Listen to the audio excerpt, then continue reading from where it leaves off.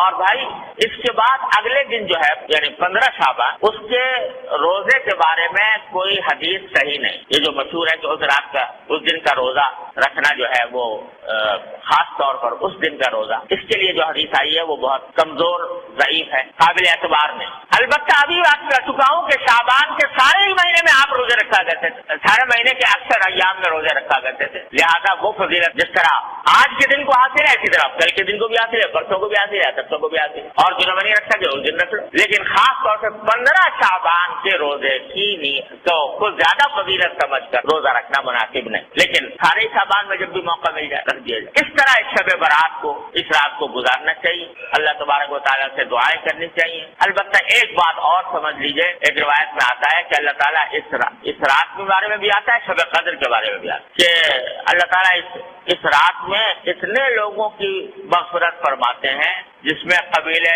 Club کی بکریوں کے بال، آپ نے یہ فرمایا. قبیلہ کلب بہت بڑا قبیلہ تھا، ان میں بکریاں بہت ہوتی، ہر بکری کے جسم پہ بال بہت ہوتے، تو سارے قبیلے کی بکریوں کے بال جتنے ہیں اتنے انسانوں کے لگا مغفرت ہوگا، مگر فرمایا 2 آدمیوں کی مغفرت نہیں.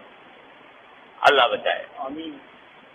ایک وہ جو کسی مسلمان سے کینہ رکھتا ہو، کسی مسلمان سے.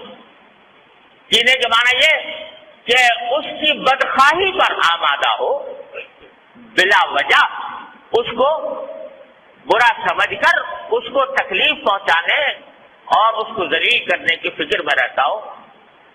اللہ بچائے. ایک تو اس سے گناہ معاف نہیں ہوتا اس رات، اور ایک فرمایا وہ جو اپنے پاجامہ، شلوار، پتلون جو بھی پہنے ہوئے ہے اس کو ٹخنوں سے نیچے لٹکائے. اللہ بچائے. تو اس کے بارے میں بھی حدیث میں آتا ہے.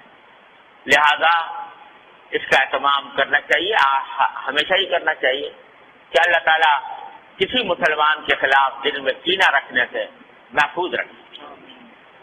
ارے بھائی کوئی اگر کسی سے کوئی غلطی ہوئی ہے تو اس غلطی کو اس سے بتا دو، معاملہ صاف کر لو.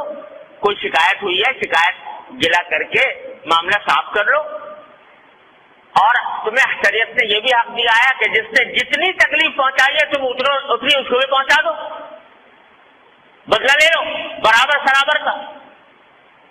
لیکن دل میں کینہ لے کے بیٹھ گئے اور اس کو ہر طرح ذلیل کرنے، خوار کرنے، تکلیف پہنچانے، بدخواہی کرنے کی فکر میں لگ گئے.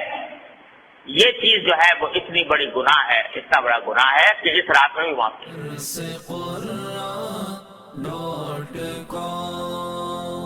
www.darsequran.com